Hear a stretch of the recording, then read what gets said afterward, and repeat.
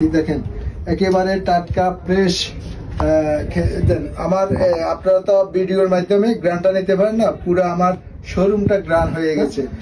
গতকালকে আমাদের খেজুরের রস এবং খেজুরের গুড় চলে এসেছে। আপনারা জানেন এই যে আমাদের এটা হলো খেজুরের দানাদার জোড়া গুড়, যেটাকে আমরা রাব গুড় বলি।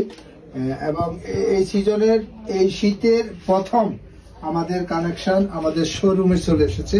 এটা হলো খেজুরের দানাদার গুড় এবং আমাদের যেটা সবসময় চান, যেটাকে আমরা মুচি গুড় বলেন, এটা হলো মালা গুড় এবং মুচি গুড় দুইটাই বলে।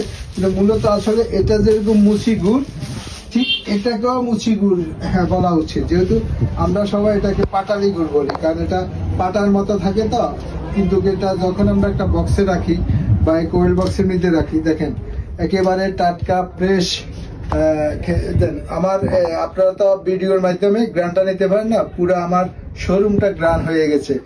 একেবারে খুব সুন্দর গ্রান এবং প্রথম সিজনের খেজুরের গুড়, পাটালি, দানাদার আশ্রুন্না মধুঘরে চলে এসেছে।